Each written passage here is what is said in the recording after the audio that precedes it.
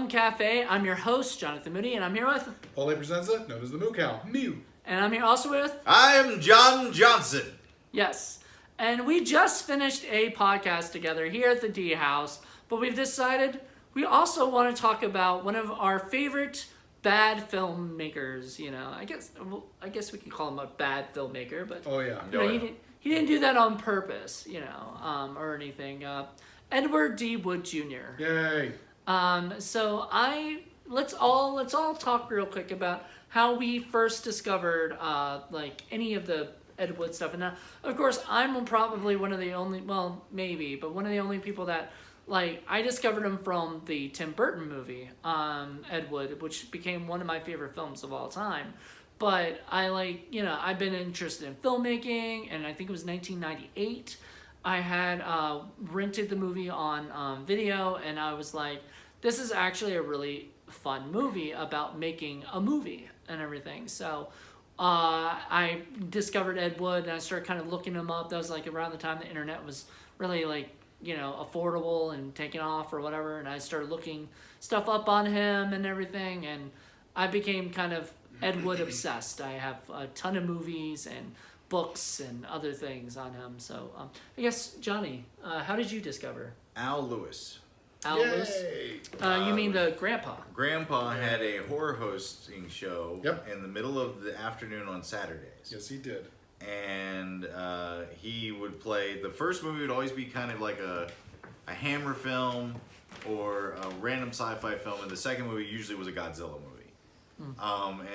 He played Plan 9 from Outer Space, and I saw it, and I was so young when I saw it that I didn't know it was bad. Right.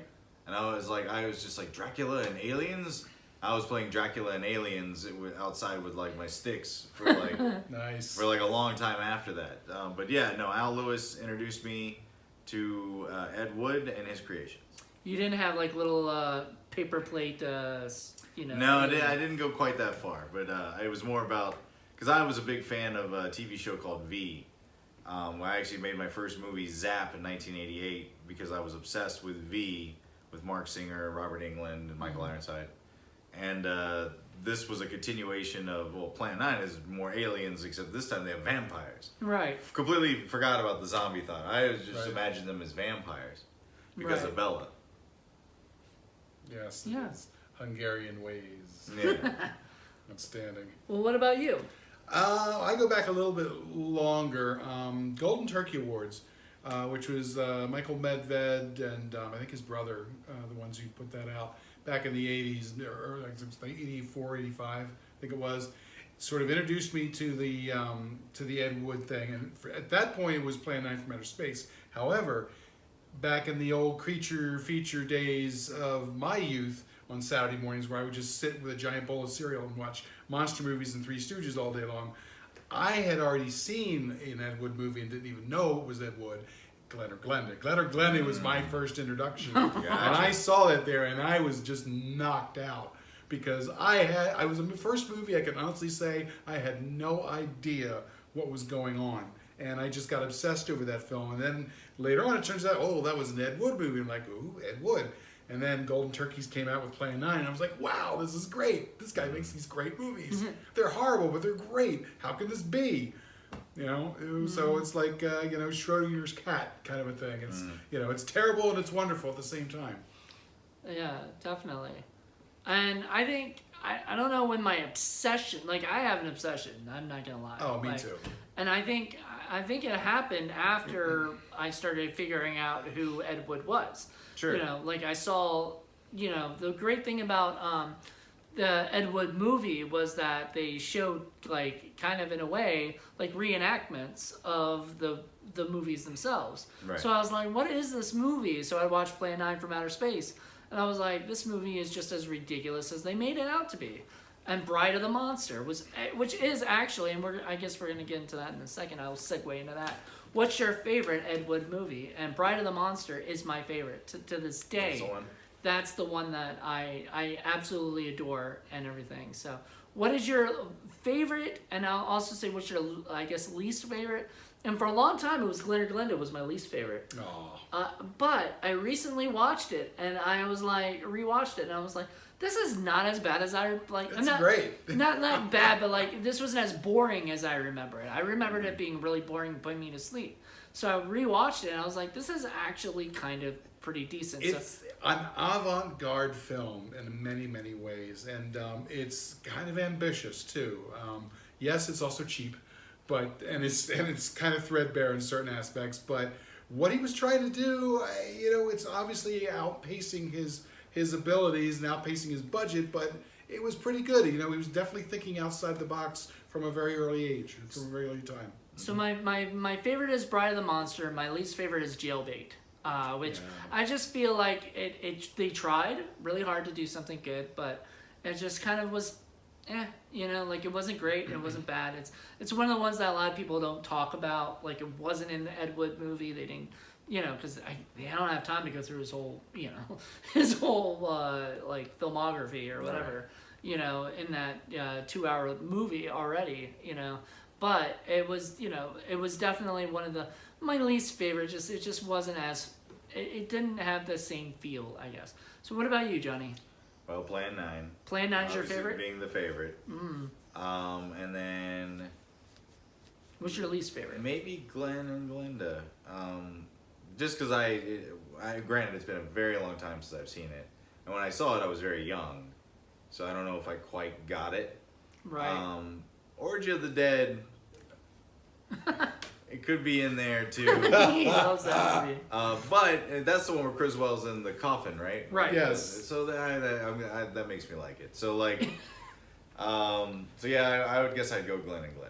Glenn and Glenda. Okay, what about you? All right, now of course I love Glenn or Glenda. It's my intro to Ed Wood. Sure. I love Plan 9 because it is just a classic in and of itself, and I love Orgy of the Dead because it is the single most wackadoodle movie out there that's ever made, and it is the one movie where you can honestly say that they take nudity and make it boring. They just go out of their way to make it really, really boring, and it's just funny. And then he has to, he can't help himself. He has to put in these ridiculous horror elements, and he has the mummy and the werewolf for no reason. Right. No reason. I love those movies. They're just they're just fun. So it's like Sophie's Choice now for you. I know, it's picking your rough. worst. Yeah. It would be the worst is probably the easiest one. I don't really care for Jailbait either. It's just kind of dull. Okay. Honestly. But what is your favorite? This is gonna be tough for you. Yeah. I would say Plan 9 by a hair. Okay. By a hair. By a hair. Yeah. Over Orgy of the Dead. Over Orgy. Yeah. Okay, so that would be the two, like, once you had, if you had to pick one or the other kind of thing, you would just choose Plan 9 over it, just, As much as I love Orgy of the Dead, there's just a little too much dancing. Okay. There's a lot of dancing. It's a lot of dancing. And it just goes too much. Yeah. And just so everybody knows, I'm yawning, and it's not because I'm bored or anything. I was filming late last night, making a movie. There Yeah, you he's go. still in his PJs. And I'm in pajamas. Nice. So yeah. He's, Yeah. yes. Monsters Crash the Pajama Party. I have to show you guys that one sometime. Okay. I heard of that. We got a lot, Yeah. But yeah, no, that's the thing. We didn't mention, none of us mentioned Night of the Ghouls, which Night we of the did do Ghouls. a podcast over. I would like. He never made it. I think it was The Ghoul Goes West. West. I would have loved to have seen that. Right. AKA the Phantom Ghoul. A movie that we've talked about reshooting or shooting movies that Ed Wood started or talked about or conceptualized but never really did. Ghoul Goes West would be great. Actually, a few of my titles are actually from Ed Wood movies that never got made. Nice. Yeah, like I had a project I was doing before it became Scary Story Slumber Party. I was gonna call it Trial by Terror, which was actually a title that Ed Wood was making this like anthology, thing. It had nothing to do with what I was doing. Like it was never any of those, but I always liked that name. And then he also done one that's actually online. You can actually see it on YouTube called Portraits of Terror, which is it was basically his night gallery. What was they released I don't know if they call it his last film or something like that, but they released like 10 minutes of found film like recently. What was that? I think what you're talking about is one of his adult movies that was kind of lost there for a while. Yeah. He had a group of these nudie cutie movies that he started to make in the 60s and 70s, and some of them are really out there too. And I have a couple of them. I don't know. They're not very good, but they're strange curios that really sort of need to be seen. I mean, because the biggest, I was watching one of... Take It Out and Trade, I think, is the one you're referring to. Is that what it is? I think so. I was watching one of Ed's actual pornos, and like you hear him call action and cut. Like, they don't even try to remove these. Like, you hear him say action. Right. Well, you know, I had one of his porno movies, and it was originally called The Photographer. Later it was called All the Pretty Models in a Row. Right. And I don't know if I can find that or not, but basically, you know, basically it was Ed Wood playing. It was in the porno, by the way, but he didn't show anything of himself, you know, or whatever. But basically, it was Ed Wood playing this photographer who had models coming over to his house, and then he would sleep with the models. Then they would leave. Then another one would come in. And he was just getting tired, and he was like, "Oh my God, all these models just want my body," you know. Like, well, that's pretty great. Take It Out and Trade is the infamous one where he's dressed up in women's clothing, and he's playing that character, and it's some of the footage that came from that is pretty amazing. I believe somebody, I don't remember who it was Severin or somebody was going to release that in Blu-ray. It's just I don't think it's quite come out yet, but I love that. 60s and 70s are a time when a lot of underground filmmakers had to turn to porn in order to make the ends meet. I believe Ron Howard did. Yep, and Ray Dennis Steckler did. A lot of them did. And the thing that I love about them is that they can't help themselves. They still, no matter if it's hardcore or whatever, they still have to put in these weird horror elements in there. So like Steckler will have these weird vampires or weird, witches, and there's stuff that, modern porn people they're just not going to put up with. They're like, why is that garbage even in there? But it's fun, and it makes this whole, sub-genre of weird porn weird horror porn that's out there. You like that kind of stuff. I love that stuff. I love weird mishmashes like that. And, I had told him I had wanted to do a podcast on weird, bad, terrible porn movies because there's a bunch of them, and they're fun. And I wanted to do one with like a porn star so they could look back at it and say, oh my God, this is stuff that really happened. Right. Like, yeah, this is what happened. This is the stuff that's not happening today. Right. Like porn is completely different today than it was back in the 70s, where people are actually thinking of it more like art. Right. Yeah, trying to tell a story. Yeah, trying to tell a story. And Ed Wood was also known for doing books. A lot of erotic thrillers or whatever. Some of them he made wrote into actual movies. I remember there was one about a gang of girls who, girl gang who... Chick delinquents. Yeah, doing this thing. Exactly, and things like that. And I always thought that was freaking amazing, like that they were able to do that, and stuff. But then there's also movies that he did like Sinister Urge, which we all, I love. I love it too. I don't know if you've ever seen that one. I don't think I have. We should show you that. It's fun. Basically, Conrad sold me a copy. I'm Conrad sure Brooks. he did. And I was excited to buy it from him. Yeah. What a shame to lose him. Absolutely. Yes, he was. He actually got you and me mixed up one time. Really? I called him over the phone. This was back in 2008. You were talking to him then, right, about Plan 9? No, yeah, we've been talking since 2002. Okay, cool. So I was... No, 2000. I was talking to him on the phone, and he was like, yeah, there's another John in, Virginia. You're not that John from Virginia, are you? I'm like, I don't think so. You're not pulling a fast one on me. So Johnny, this is a story I haven't heard. Tell me, when did the idea, considering all the other things that you've done, when did the idea to redo Plan 9 from Outer Space sort of come to you, and how did that happen? Well, I was hired to do a Western called The Just, and the gentleman who was making the movie did a lot of low-end conventions and things like that. Not horror, but just other conventions, and he knew Conrad. And Conrad was supposed to be in the Western, but he couldn't end up doing the movie. But he said, you should meet him. And so I drove up to West Virginia, and Conrad took me to his favorite restaurant. Nice. What was the restaurant? It is a cafeteria in a hospital. And he took me there. We ate. And then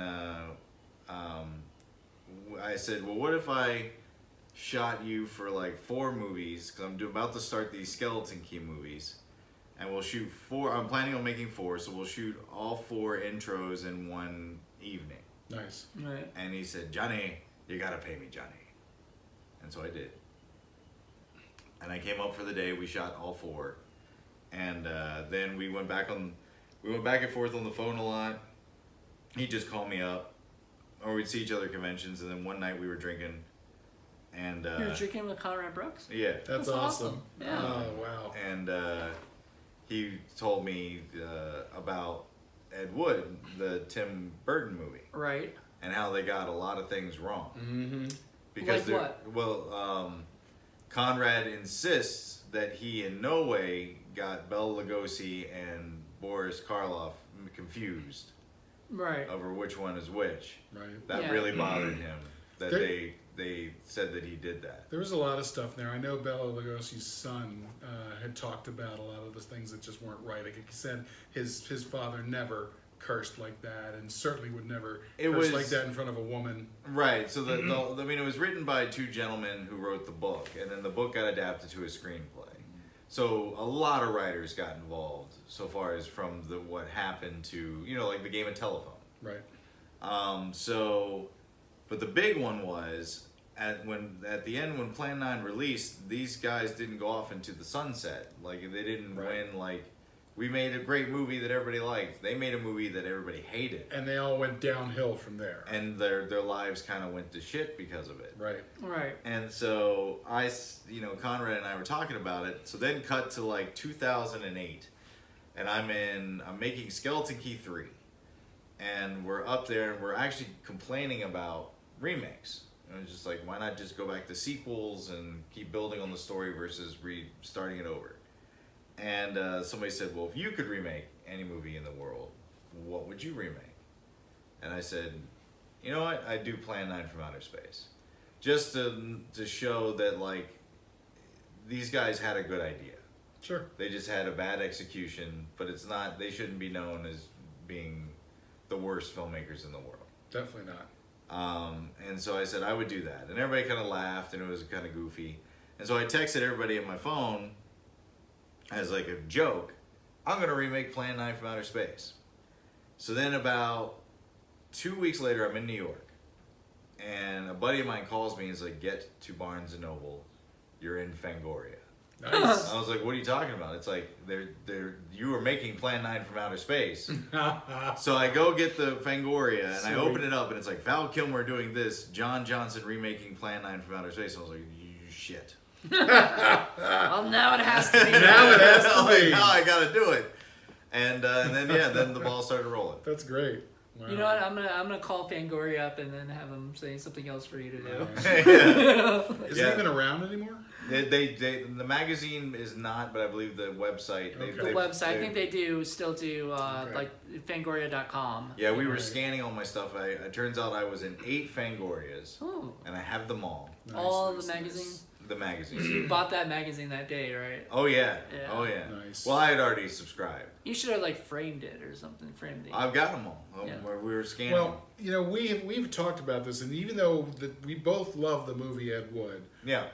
it's a great film, even despite the fact that it's not Well, it's a really accurate. good like love letter to Exactly. Ed Wood. It's a peon. It Yeah. definitely is. But I've always thought it would be interesting and really, really a good exercise to have done a movie sort of the second half.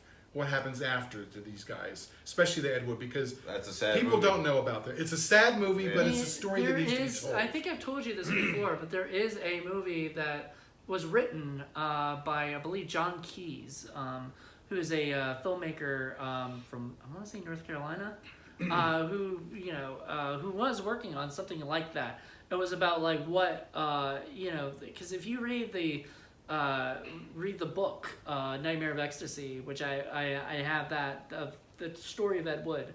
Basically, at the end of it, he talks about how he was at this guy's house. He was broke. He didn't have he was staying at the guy's house because he got kicked out of his place. He was drinking the whole time. Become abusive, even. Yeah, and he had this when he died, he was staring up at the ceiling, like in horror, at something, right? So something was coming at him, and the guy had this vision, this idea of like what could be going through his head right before he died, right? And so there was like this idea of this whole story that you could make, where you take all the characters and everything, and you see kind of what what this guy was.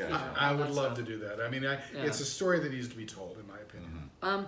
And I feel like, like that's the thing. Like somebody could make an Ed Wood biopic about the later years of his life when he got into skin flicks, and then kind of things went downhill and everything. It would be more dramatic than Ed Wood was, but it would be, I mean, also there is another movie, I guess they did a fundraiser for it, but Brandy Mason was doing one too, I believe, directing one.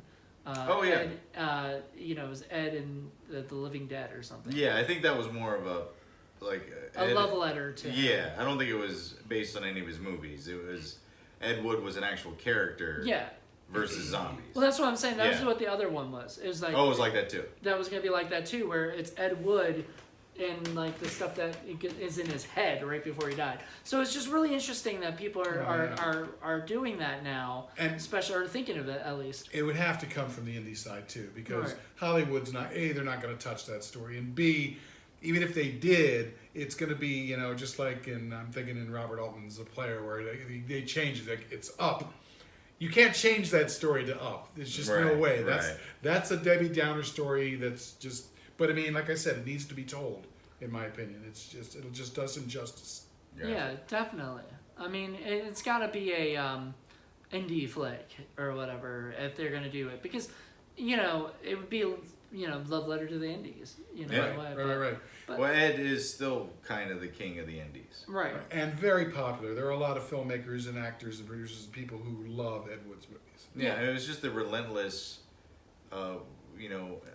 passion that he had that we all envy. Mm-hmm. Like just the fact that he was going to do it. Like no matter what, he was going to do it. Right. Yeah. And he did. Even if he had to cast somebody who he thought had money in the role. And I mean that was true. Apparently Ed Wood still claimed in the I was reading the stuff about Bride of the Monster, and Ed Wood had still claimed that she was a millionaire. But then you read other people's accounts, and this lady didn't have any money, or whatever. Like she's, there's just so many things that one person would hear something, and then one person would say, no, this isn't true. Right. You just didn't know really if Loretta King, who played Janet Lawton in Bride of the Monster, she actually was a rich woman who just was like, well, I'm not giving you a lot of money for this movie or something. I do have that movie I have to show you that has her and Conrad Brooks in it. No. Yeah. They made a movie together? Yes, they did. Oh, that's awesome. It's very indie. Was it after or before? Oh, yeah, it's after. It was made in 2000 or something like that. What? Yeah. Conrad made a bunch of VHS movies. Yes, he did. Oh, yeah. No, but one with Joe Estevez.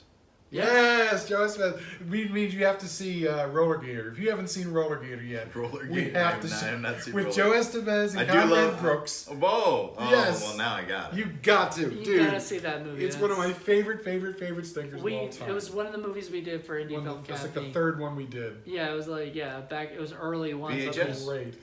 I have the DVD version. No. I mean, was it shot on VHS? Oh yeah. Oh yeah. It was. Oh my God. That's gotta happen. Who directed it? Donald G. Jackson.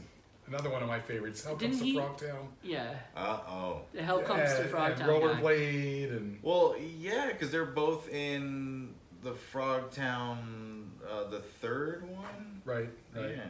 Yeah. See, I mean, there you go. Donald used a lot of the Ed Wood guys. And that's why I wanted to make. I had this dream of making Stinkopedia. A Wikipedia online that connects all the indie film people. That's wise. With everything, because they all worked amongst each other. It's just like, Ed Wood knew Coleman Francis, who made all those movies that Mystery Science Theater ripped on. Coleman Francis knew Ray Dennis Steckler, and they worked together, and Steckler gave him a job when he found him drunk in a gutter, literally, and had no money, and said, I'm going to write this part for you in my movie.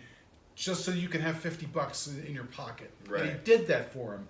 And all these folks are connected at this time between the 50s and the mid 70s when all these movies, all these independent films were flowering, and it's just a forgotten period that people are just not going to know about, except for weird people like me who still watch all these things and collect all the stories and all the movies, you know? Was it, I was going to say that Ed Wood also worked with Fred Olen Ray. Yes. I don't know if you know who that is. Fred Olen Ray was big, you know, he did a lot of 80s. stuff in the 80s and Yeah, everything, okay. and a little bit of 70s. But he was actually going to, before Ed Wood's death, he had gotten a script from Ed Wood called Beach Blanket Bloodbath. Nice. Oh, good. And he was gonna do like and he actually shot some of it, and I've seen some clips from it. It's very Ed Woodian, you know, of Sure. course, Nice. you know, and it's a wonderful, like they basically confuse the aliens with the surfboard. You know, the surfboard thinks it's a, you know, they think it's a weapon or something, Right. you know, and everything. It's so goofy and silly and fun that it's just like, you know, I wish it had gotten finished. You know? Sounds wonderful. And it's great because, of course, Fred Olen Ray's son Chris is now making movies, and both of them were in the Donald G. Jackson film Rollerblade. Yeah. So it's this community that all works together. It's just That's great. amazing. I do have a question for you though, with regards to Plan 9 again. Because there are people like Jonathan and me who do get obsessed over Ed Wood and Ed Wood movies and all things related to that. Yeah. Were you getting like calls or emails or letters from any of the folks like that? I who were do. Asking about what was going on and Well, since it's interesting because or complaining even? sure. Since everybody who worked on the original is now gone, I've become the guy. So when people want to have an Ed Wood screening, or they want to do, or Plan 9 specifically, when they want to do a Plan 9 screening, they want to do something like that, they contact me. Even though I, you know, of course, I didn't work on that movie, but I'm like the last of the line. Right. You're the legacy keeper. Right. So I do get contact, and some people don't like that either, because I wasn't a part of the original thing, so why Right. should I be considered? Which I get, I completely understand. But it's not like, I mean, other than the fact that you directed it, it's not your choice that like. No, these I people don't want want to. I didn't know Ed at all. Right. And I actually asked Conrad when I was going to make Plan 9. I said, "What do you think Ed would say if he knew what I was doing?" He said, "Johnny, he'd hit you over the head and take the camera and shoot it himself." That's awesome. And like, what better answer could you get? It's one of my big regrets is I didn't get to meet him before he passed away. Oh, Conrad. Yeah. Oh man, I met him in Horrifying years ago at 2010, and I talked to him. I said, you know, I'm the guy. We're supposed to set up an interview. It never happened, you know, on my podcast or whatever, the Independent Corner. And so I wanted to meet him, and I met him, and I got a picture taken with him, and the greatest idea is the picture looks like he's scared of me. It's amazing. You know, I did a photo shoot with Con. I did a whole photo shoot on film. Nice. In I think 2010 that we did, which is I've seen it. Pictures I've taken of him have shown, like when they were doing memorial services and stuff like that. The pictures I took wound up on that, which is like, you know, awesome. And then I was told when he passed that he did with my DVD on his bedside table. Nice. Aww. So For Plan 9? for Plan 9. Nice. Wow. So he got to see the movie at the end, That's great. and we talked about it once on the phone, and he made me cry like a little baby. So at the end of the day, I feel that I accomplished what I wanted to accomplish to make Connie feel what I intended to do. Like he's vindicated. Yeah. So far as everyone else who has a problem with me and making that movie, and go fuck themselves. Exactly. That's great. Here's another thing. You like Kelton. I do. Play a lot of Kelton characters. I do. So explain a little bit about that. Well, yeah. So obviously, when it came to Paul Marco, and he played the role in 4 movies, 3, I think. And one that wasn't even Ed.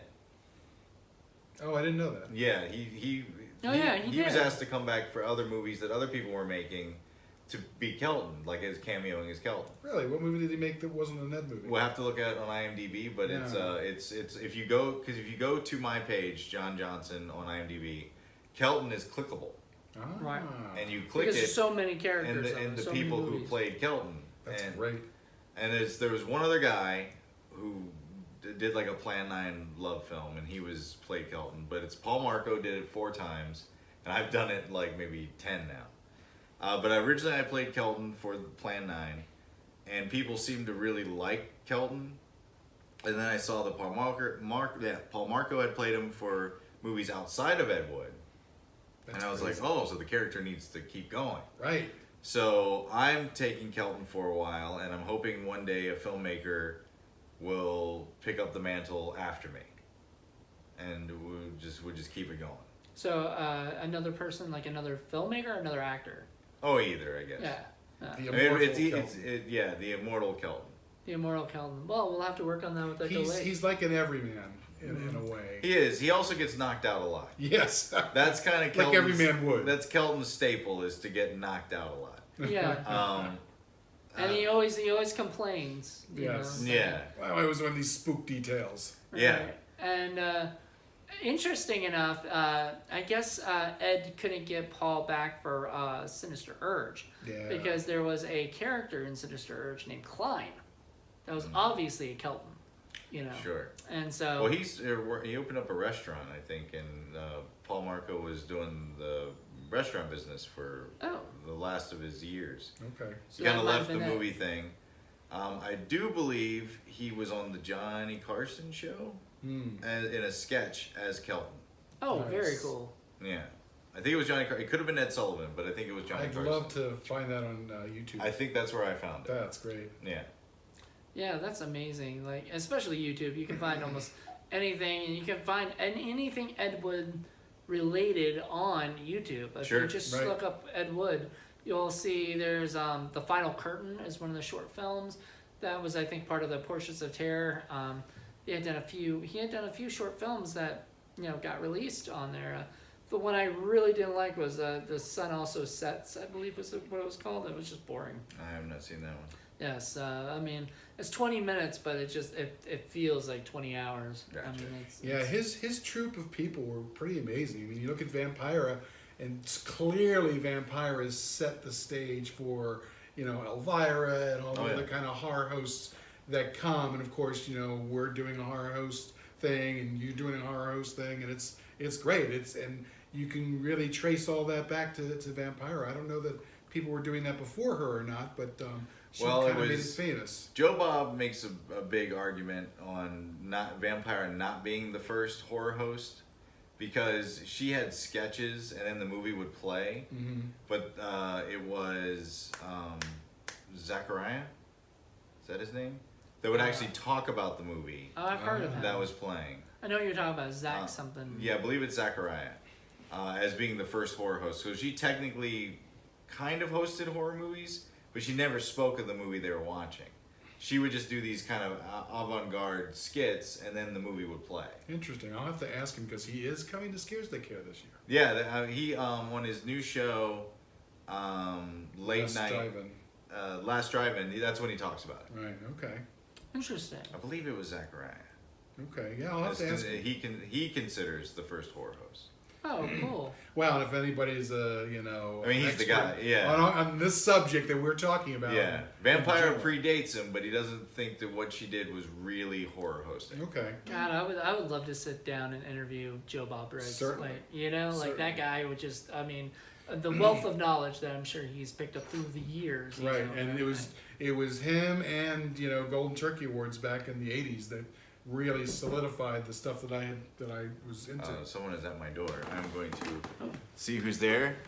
Okay. We're live on the show. Well, The we're ghost of Ed Wood. he's come. It's the white lady. Hey, we're live. Oh, my apologies. Come Where'd on you in. go? Come on in. Come on in, Hey. Jared. We were talking about You got Ed any Wood and special- Plan 9. Hey, come on in. Actually, come here. Yeah. Come here. We're talking about Ed Wood. And Vampira. And we've actually got a star of Plan 9 Yay. who's here. Hello. Tell Come on everybody in. who you are. I'm Jared Kearney. I played Eros in Plan 9. Yes, you did. Outstanding. Yes. Thank you. That is awesome. Yeah, we were just talking about Ed Wood and just the silliness and the fun stuff that goes on. What is your favorite Ed Wood film?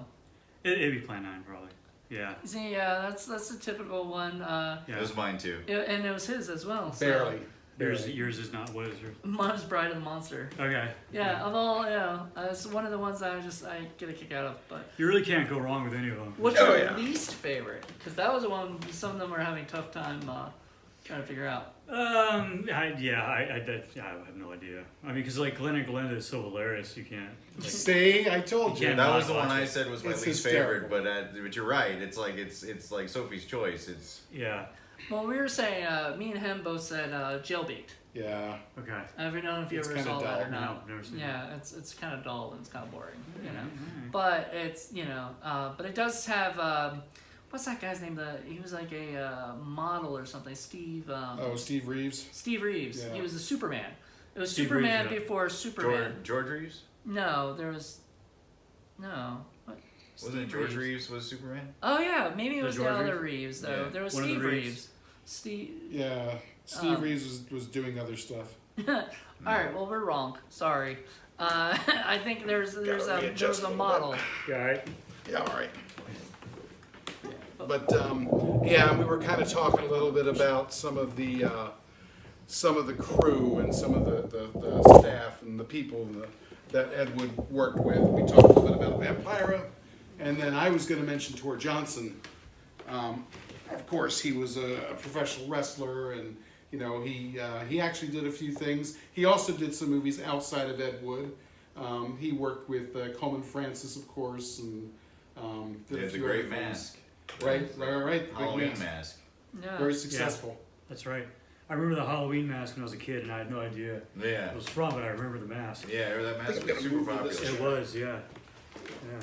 There Yeah. we go. And definitely, and that was the one thing also, like if you guys ever watch the Plan 9 companion or whatever. Yeah. I got you. Yeah, we can get see some. that. We get some. I I got kind of, I could jump out. Right? Oh, no, Yeah, we it's kind not of a threw big deal. Jared on the spot there. Yeah. It's not a problem. Just sit on your lap. You guys. Okay. We'll try to. How are we doing? Are we good? So, yeah. Sorry, guys. This is very Ed Wood what we're doing Yeah, right this now. is- and we're not cutting any of this, by the way. It's very Hell Ed no. This is Wood. Hell all, no. this is There all we go. being left in there. So this is our watched first Snow orgy. Shark earlier. Holy for shit. the Orgy of the podcast. Dead. This is our first orgy. Sponsored Have you seen by Orgy of the Dead. Dr. Pepper. Have you seen that? Have you seen Yeah, Orgy of the Dead? Oh, you got to see Orgy of Oh the my Dead. God. He actually didn't direct that one. He wrote it. Stephen Apostolopoulos did the directing. Okay. But it is an Ed Wood movie through and through. All right. And we got a dog here too. Yay! Hi, There's Blixie. Blix. Blix. So in Orgy of the Dead, Criswell narrates, but he does it from inside of a coffin. Right. Yeah. Really? Yeah, he comes out of a coffin. Yeah. That's Yeah. amazing. It's a transition from his horror movies to his nudie cutie movies by being both Oh, yeah. and being equally terrible at Alright, both. come here. Right. It's wonderful. So there are all these They know. strippers, kind of like the 50s They style, know. so it's very ornate, and they all have their own different monster themes, and he has, for no reason really whatsoever, a werewolf and a mummy, and they make goofy comments throughout, and it's just Damn. a very weird, surreal movie. I just bought it on Blu-ray. I Actually. love it. It's on Oh, yeah. Blu-ray through Vinegar Syndrome. So go pick it up. It is one of the. It's an odd movie. It's unique. But I haven't seen it since since I think I got it on VHS back or not VHS, DVD back in the day, and it's an odd movie. Oh, yeah. You guys would get a kick out of it. And I really, really want to listen to the commentary because they got Rudolph Gray, the guy who did the book, and everything Okay. for Nightmare Well, on and Ecstasy. that's interesting because the original version, or the first one that came out on DVD, had the interview with the director, Stephen Apostolov, who talked about what it was like to work with Ed Wood in general and also what it was like to work with Ed Wood on that scene, on that movie. And he talks about all the different things he had and all the things that he wanted to do. And, you know, it was very, very interesting. So a lot of stuff. It didn't sound like it made it over to that Blu-ray. I was telling him, I think, like, when, I don't know, and you guys might know, or at least you might know Johnny for sure, but, like, when a DVD is on through a different company, some of the extras don't get transferred over to the It other depends thing. on the re-release and Right, like, what they right. want to buy and what they want to put out. And sometimes mini docs that go on DVDs are actually, like, the director of that gets a special cut. So if they don't want to pay that Right. along with the movie, they just won't carry that extra feature over. Exactly. So But I think it's- that might have been the case. with Right, that. and it's an argument that we've talked about why we want to have the Blu-ray version and still keep the DVD version because Exactly. you get different extras. Mm. You know? Are you guys streaming guys yourselves? Like, do you guys like to stream, or would you prefer a physical copy? I like both. Yeah, where I live on the country, streaming is not as good. So really, like a physical copy is usually better. But then where I work in Fredericksburg, it's like super fast, so it doesn't really matter. But I think in the end, you know, maybe I still have one foot in the 20th century, but I still kind of like to have the Well, yeah, I like having a library, yeah. which is nice. Right. Right. But then you also have the trade of I can watch anything I want to watch right any now. time. Yeah. However, until something happens to your internet, if Right. something gets pulled, Right. you know, that's just it. The website somehow or another gets Right. like goes bankrupt. Right, you right. know? When the We zombie apocalypse love the physical medium for, you know, you get the art, you get the extras and all that, but just to physically have it and it's yours and you can take it anywhere you want to take it and watch it whenever you want to watch. Yeah. If the zombie apocalypse does happen, you have mini copies of things that you could throw at the zombies. Well, there's So there you also a sense Yeah. of pride when you can, like, friends come over, people visit, and you're Oh, like, yeah. these are my movies. And, like, Yeah. you can tell a lot by a person by their movie collection. I'm afraid of what people are going to think of that when they see my Yeah, movie. if they froze your house in time and then 200 years from now, you know, it became a museum piece, what would it say about you? Yeah, exactly. And Yeah. a DVD collection would say a lot about you. You know? Yeah. Yeah. Well, all my DVDs are over at the studio now, and all my Blu-rays are at my house. So I don't know. I donated my VHS collection. You donated Yeah. it? I donated. wow. There was a group of collectors down in Roanoke. I had about 900. Wow. And I kept my DVDs and my Blu-rays because I want my library, but Right. the VHS were just taking up too much space, Yeah. and I had most Sure. of them transferred already. Holy shit. So I donated to a group of collectors, so that they went to a farm, Oh, a VHS farm. a VHS farm. Gotcha. But I did. I donated my collection to a group that were they have a VHS Very nice. club. They watch a VHS movie every Thursday or something like that. Oh, And so shit. I just donated. To And them. it was a lot, and that's just the thing. We had talked about the transition period because there was a lot of movies that came out in VHS that never made it onto DVD. Sure. And the same thing, a lot of movies that came out in DVD never made it out into Blu-ray Right. and 4K, and there's even less movies coming out. So that's been kind of the problem, is that you had this big array of films, and every time that there's a medium jump in technology, it gets smaller and smaller and smaller and smaller, and it tends to go towards the stuff that comes out immediately versus the stuff that comes back earlier, unless it's Understandable. classic. Do you really want a Coleman Francis movie for 4K? I mean, come Probably on. now. not. Well, See? to be honest, there's certain movies that shouldn't have gone to 4K at all, like Ghostbusters. Right, right, Yeah. right. But here's Because the you see all thing, the though. flaws, Holy because shit. At like the some matte painting point, stuff, like the colors are different. Like there's Oh, wow, it's yeah. too detailed Yeah. to where it ruins the movie. Yeah. Right. Like the 4K is not meant for everything. That's true, because I Right. was watching Ghostbusters a little while ago on my 4K, and what I noticed was the dog, whatever Yeah. the creature that comes out, Zool, Yeah. or whatever comes out, and you're like, that looks really bad. Right. Now all of a sudden, like it didn't look that bad on my DVD or my It's- Blu-ray. It's too much detail. I it's the know. thing is that, you know, the Blu-ray, the DVD, and the 4K are all roughly similar, and they're usually backwards compatible, so you can watch things. If you have a 4K player, you can watch all those things. Oh, sure. Can't do that with VHS. Right. Soon as that's gone. It's pretty much gone now. Yeah. So if it was never released, it's gone. Same thing with what we were talking about with Welcome Home, Brother Charles. That's a movie I've wanted for a long time. I never got it in VHS. It never came out in DVD, and only now that it's come out in Blu-ray that they put it out in both that you can actually get that. Otherwise, you were searching for that movie forever, like I was. You were trying to get bootleg copies of it or something. There's a lot of movies that are out there that are still like that are still in limbo. Yeah, the 20 VHS. Even good movies. The 20 VHS movies that I kept were the ones that I know never got transferred to DVD. Even though I transferred them myself, I still didn't want to let go. Bill Forsyth, one of my favorite directors. He's a Scottish guy.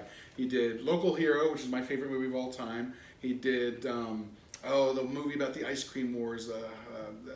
Ice Cream Wars? Yeah, in Scotland. It's called Hope and something or other. And Gregory's Girl. 3 fabulous movies. Never came out on DVD. So, and they're not out on Blu-ray yet. So, I at one point ran an eBay store transferring movies that never made it to DVD and selling them on eBay. Nice. And I was doing Ghoulies 3 and 4. Oh and the director of 4, William Lutzig, I think is his name, contacted me and said, look. Oh, Jim Wynorski. I believe he did that. Are you sure? William Lutzig was the one who contacted me. He might have did 4. Okay. And the other guy did 3. Yeah. But he contacted me and he said, please stop selling my movie and can you send me a copy? And so I did. I stopped selling his movie because he asked me to, and then I sent him a copy. And then it's out. It's actually out. He said eventually it was going to come out, but the Byrne Convention in like 1995 gave this little window to if a movie wasn't available, if it never got transferred or released, you could sell copies of it. Nice. Right. Until it gets released again, and then you can't do it anymore. Right. That makes sense. And so, like, I made a really good living for a while there on I'll eBay. bet. I have a copy of Ghoulies 4. Yeah. And it is awful. It is so bad. It's like. I have a warm spot for it. For real? Like, what is Well, the very last thing they say in the movie is like, stay tuned for Ghoulies 4 Part 2, which I made Skeleton Key 3 Part 2 Right. because of that line. Well, I just enjoyed it. And it had the guy from the first one, and Yeah. I don't know. I always thought it was well, no, it's not supposed to be good. like, We just watched fucking Snow Shark. I know. What made y'all watch Snow Shark? Just to do it? Their show is to watch the really bad. That's awesome. It is. It's awesome. The bottom of the barrel type, fun movie. Yeah, we go below the barrel whenever possible. And I realized there's literally hundreds of these CG shark movies. Oh, yeah. And I had never made one, and I think I should. You just do one? I should just do a really bad Right. shark movie. Right. The problem is, I don't think you can. Like, I mean, it would be hard. No, I think you will think, let's make a bad CG shark movie, and then you'll actually try to make a good one. The title of it has not been done. There's no movie called CG Shark. Right. So it's actually a computer animated shark that comes to life Nice. and is killing people. And then it can look as bad, it can look awful. It's a CG shark. Right. I don't know. I think there's something. And he's terrified of sharks. That's one of his big Yeah, fears. yeah. Oh, yeah? I'm terrified of snakes. He's terrified of sharks. Yeah. Do you go in the ocean at all? Well, it's irrational. So like it'll just come and go. Like sometimes I'm fine, and then sometimes I like literally being in a swimming pool. I always think of these irrational fears as that there's a seed of common sense in there too. My thing is heights. I mean, it's not. There's a I'm reason. scared of worse things. Yeah, there are reasons why you're kind of scared because it could kill you if you fall. Well, after Same thing Jaws, with I've that. been in swimming pools and like all of a sudden like. Yeah. Deep I water. don't think it's terribly. Deep unusual. water Yeah. can be a scary thing because you can't, especially out here, Which 'cause means you you can't have see. to be the lead in the CG shark movie. Yeah, There you go. It's like There all you go. real fear. You have to face it. Hey, we're gonna go film down in Virginia Beach for a while. Nice. I literally have a shark app on my phone, so I'll be like checking my shark app. There's a 12-footer, like not. You're a shark app? I do. Yeah, Oh there my is. god, that's Yeah. awesome. Yeah. That's great. I love Just in it. case, man. You never know. But And he's got one that you started to get us to watch one of these bad shark movies that we're waiting for Christmas now called Santa Jaws. oh, Santa Jaws, Which I yes. have not seen. We started Amazing watching it and we're like, oh, we gotta wait Nice. for Christmas to watch this. Nice. But Yeah, it's- yeah, that was one he found. Yeah, no, It's an amazing it was opening. on what sci-fi or something. We're doing a shark stinkometer movie fest. Oh, nice. We're doing 3 of them. What was it again? There's Sharkenstein. Holy shit. Then there was a Shark Exorcist and Raiders of the Lost Shark. Oh my god. So, And we were thinking Sharkula. How has that not been Oh made? yeah, Sharkula. Would be yeah, awesome. Vampire Shark. That's the movie that should be made. Sharkula. Sharkula at some point. There's a Maybe we'll similarity. make it. Shark and a cave, You land make, shark. and then Yeah. we could do CG Shark Versus Shark. Shark. Yes. Yes. We could combine our companies together. Because and I know, make that movie. I know the first step. Because first thing I would do is go to my CG guys and get them to do the shark. That's wrong. I'm gonna do it because then I know it'll look better.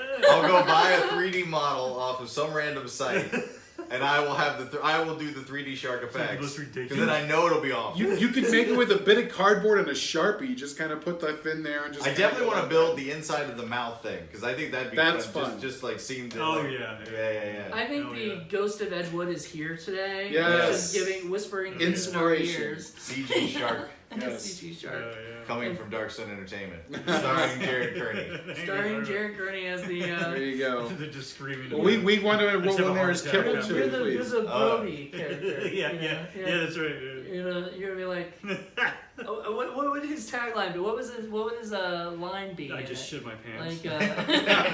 Like, This film will make you shit your pants. no, I mean, what was his smile, you son of a bitch? What would that be? Oh, grin, you dirty whore. Something like that. I don't know, but I guess we kind of got a little off track with That's this okay. stuff. No, But, I think you know, it's. I mean, these movies exist because of Ed Wood. That's Yeah. right. That's right. because if Ed Wood hadn't created like an movies that interesting people point. just Like you know. So Bad It's Good didn't exist until Yeah. Ed Right. Wood. Right. Yeah, I mean, do you know if the Golden Turkey Awards was created because of Ed Wood? Well, because of a number of different films, I think originally that was done to sort of look at Hollywood bombs, because there were a lot of Hollywood bombs that were out there. It's just that, they just weren't as much fun.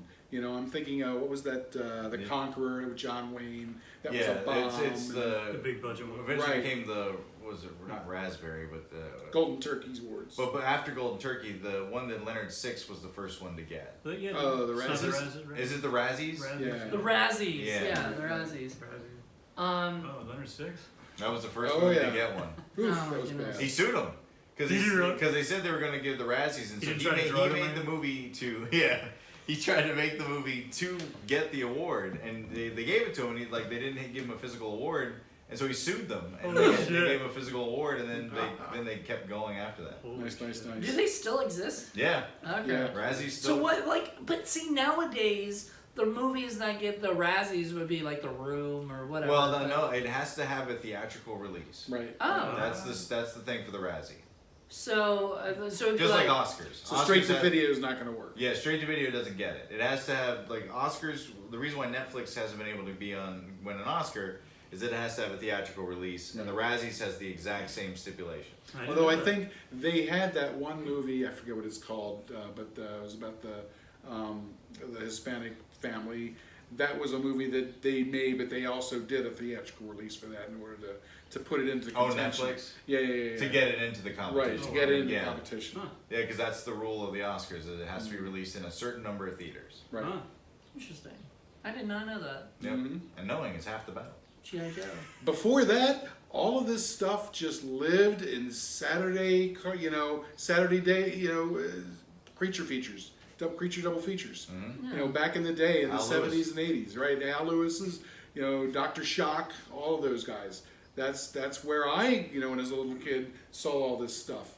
And my brother was really the one who sort of showed me that, because I was up, I was already up as a little kid eating giant bowls of sugary cereal, watching cartoons and Three Stooges, but all of a sudden here comes Mothra and all these great horror movies and monster movies, and shit, I'm gonna sit here. I'm not gonna play outside. Got all these, and then later on it was kung fu or black belt theater. Oh, sure. Yeah, so I'd be there from 8 in the morning or 7 in the morning till 4, till dinner time basically, watching all this stuff every single Saturday from when I was 6 till about 14. I can see that. Yeah.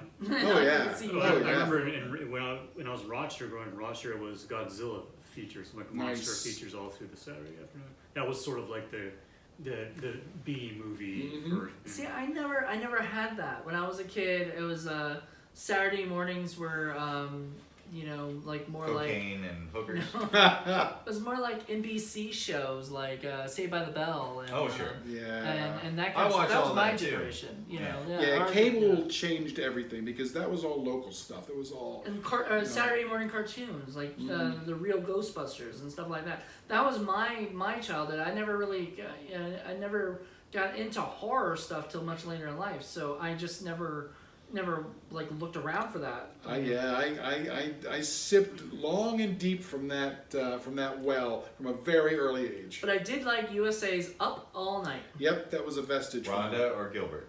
I watch Rhonda all Rhonda. the time. I'm a Gilbert. You're Gilbert. I I think love me that's Gilbert. our age difference right there too, isn't it? Because No, Did they Rhonda s- was Friday, Gilbert was Saturday.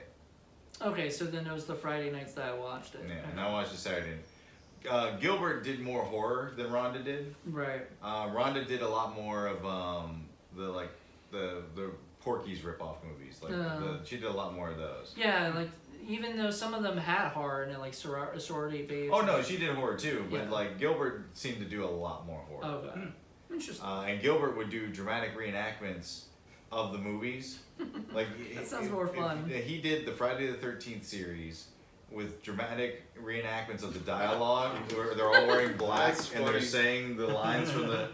It was brilliant. Holy Nice, shit. nice. I also liked TBS did Dinner in a Movie, and Beans and cornbread. yeah, Beans and cornbread. That was her theme song. there was the theme song, and there was I'm a also nerd. and then there was also that's the first time I ever found The Lost Boys.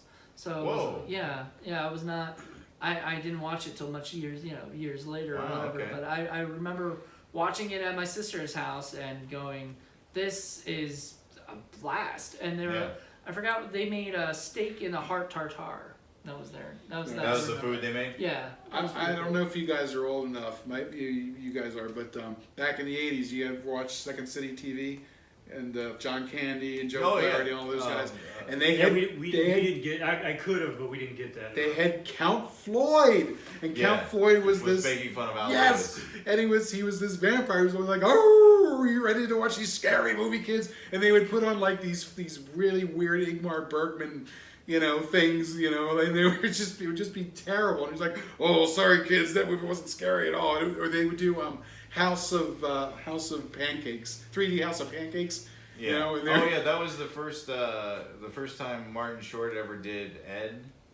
yeah, I think so. Oh. The with the dancing and the weird Oh my God. thing. That was he eventually carried it over to SNL, but he He did. created it on Second City. Oh That was wow. great. Yeah, and it was like, they would do the 3D effects music, would you like some syrup? And they'd move it in really Yeah. quick.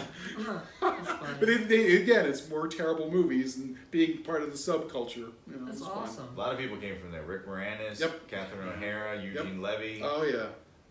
Yeah, it was amazing. I- And they're getting back together. Martin Scorsese is doing a Netflix Nice. special with all of them, and Rick Moranis came out of retirement to do it. That's great. I That's didn't even great. know that. That's Holy coming on cow. Netflix. That's great. Scorsese put it together, Oh man. and it's all the ones that are alive. God bless He's you. one of the few Fabulous. people that are probably good. Yeah, It's Yeah. amazing. Guy Caballero. God bless you, Scorsese. You're just. Yeah. they're doing like a live show essentially. I love That's it. so cool. Oh, wow, really? On Yeah, Netflix? On Netflix. So you can actually watch it live on Netflix? I or- don't. No. I think they're just filming it live in Oh. front of an audience, and then.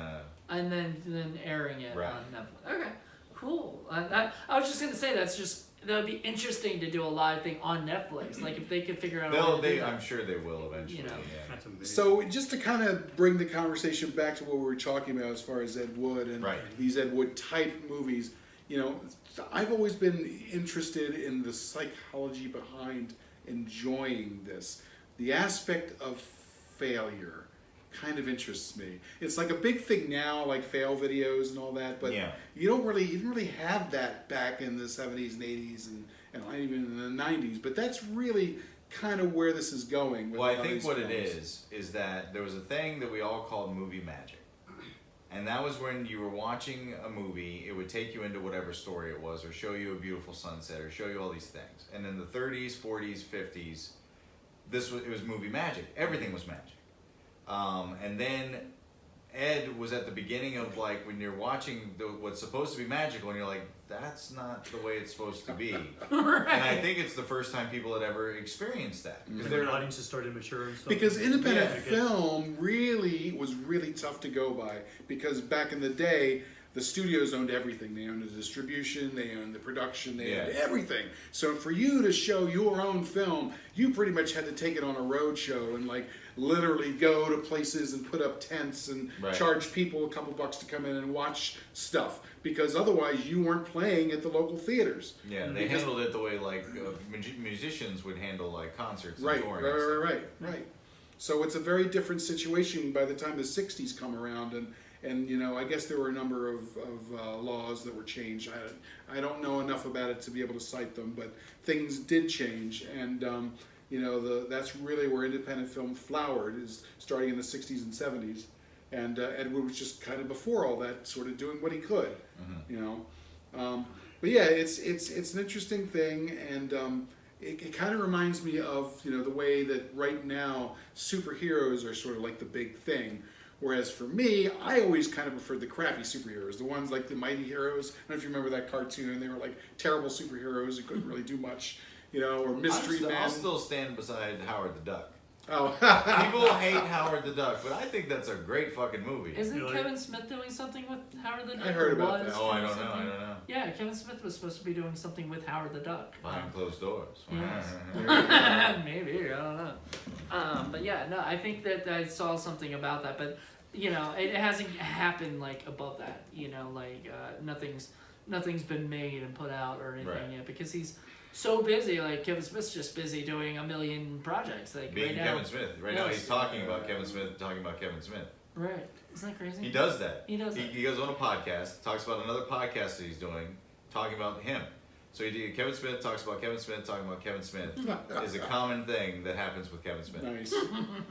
That's awesome. As it should. Yeah, Right? as it should. You know, and that's the thing. Like I think Howard the Duck might be getting made, and there is. He was in the new Avengers movie. Was he? Howard He the Duck. was. Howard the Duck was. When spoilers, there's the Avengers. They avenge, and when they are avenging, all of them show up for a big war, and Howard the Duck is in the group. I missed that, man, really? Yeah, he's in there. Holy shit. I think I did see that. Oh, dear. And that's awesome, because they were like, I think that's the thing. That's a part of it, that they're trying to bring back Howard the Duck. So Yeah. they used him in that scene. It's the just first to- Marvel movie yeah. So they were that trying. wasn't for television, Yeah. because The Incredible Hulk would have predated it, but it was the first theatrical Marvel movie was Howard the Duck. Have you ever Oh, okay. have you ever seen the short film George Lucas in Love? I have. And at the end of it, with With the duck. with the duck, is Yeah. I named him Howard. I That was one of the best parts of that movie. have seen it. Yeah, But that's no, yeah, it was the Incredible Hulk had movies, and but those were all television. So the first Marvel theatrical release was Howard the Duck. Wow, there you They've go. come a long way. They have come a long way. That movie was a bomb, wasn't Oh, it? Like massive. it was a It massive. was, but Massive bomb. it's a great movie. Yeah, There's nothing like it, and there never will be anything like it again. I'm Never. thinking 1941 might have been a slightly bigger bomb, but other than that, Howard the Duck was Yeah, a bomb. 1941. It gained steam later, but at the time, oof.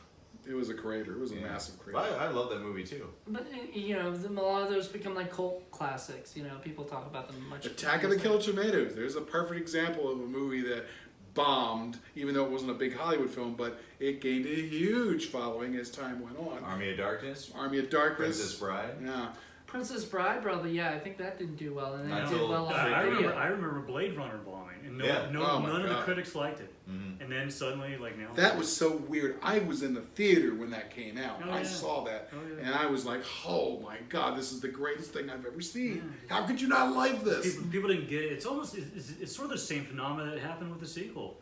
It's an incredible movie. It really is The good. sequel's very the good. cinematography blows me away. Outstanding. And the critics kind of like it, but you know it just It's- sort of, it didn't do great. It's almost It did okay. impossible to come up with a movie and be the same. I mean, it's you know, an unthinkable task. Well, not to go back to They Kevin did a good Smith, job. but Mallrats, that was a built- bomb. Yeah, and they And- built a huge fan base. Yeah, huge. That's how I discovered Kevin Smith and stuff, was through Mallrats. So I mean, Which is kind of a shame considering the way that it was originally cut. It would still have bombed. It would have bombed even worse, but nobody would have gone back and said, "Oh, this is a funny film." The fact that they recut it and made it the way that we all are familiar with it is what made it be able to come back and say, "Oh, this is actually pretty good." Yeah. Was Mallrats the first Stan Lee cameo? ooh. No, it was the first. Shit. Was Because Fantastic he Four? appeared in it, but it was, No, he was in other movies, but Stan. That was the first time he had a dialogue and a character. Okay. Was Mallrats.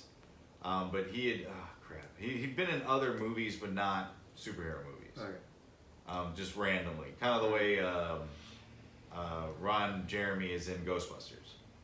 He's in Ghostbusters. Yeah, I he's didn't know that. when the Oh, in the crowd scene. in the crowd That's scene. right. Yeah, That's right. Ron Jeremy's just hanging out in the crowd That's in right, that's right. in one of the outfits he would wear in one of his movies. What was the movie we saw a few weeks ago with Ron Jeremy popping in? There was the Beast of Blood Cove, or what was it?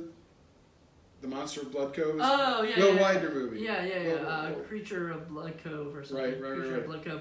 We watched that, but I think that wasn't like he popped in. Like, well, I guess. Yeah, it was he a little did. cameo. He showed up in my hotel room once. Yeah, that's right. Speaking of popping in, Mariah threw him out, I don't blame her. and Royce was very upset.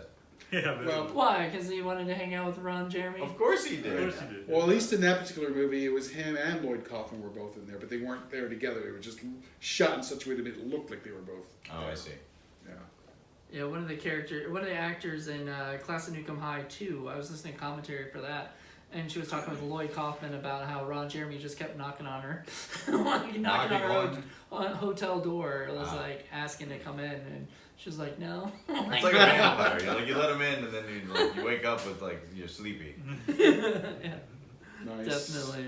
Well, I think this was great. We got a lot of. I learned a lot about myself. I've grown as a person, and I think, yeah, I feel definitely. good. We've cross-pollinated a lot of subjects here. And thank you, Jared, for No, thanks That was a nice having me. surprise. I'm sorry, I didn't know you guys were in here. No, Oh, it's okay. I apologize. neither does most people. And Nice now I have surprise. to watch Snow Shark at some point. Yes. You gotta watch Snow Shark. Or at the very least, Or do I? at the very least, look up Indie Film Cafe and listen to our podcast. There you go. Yes, you can hear the that. whole movie. Okay, that's that all way. good. That, Alright, then fair you can enough. imagine it in your head. But yeah, no, it was great. So we had John Johnson for our podcast for Indie Film Cafe for Snow Shark. You can look for that next Monday. This should be up, in a couple days or whatever. So Fantastic. yes, this will be a long one. This is probably our That's what she longest. said. Yes. Right before I kill her. Yes, but so anyway, thank you, Johnny, Yes. for coming in. Thank you, Paul, of You course. And thank you guys all for checking us out and listening to us just jibber jabber about. There you go. We'll see if we Ed Wood. can't do this more often. Yeah, we'll try to get you guys out for more stuff. We were talking about doing going out to the beach or something. Yeah, something yeah. silly. Getting some women.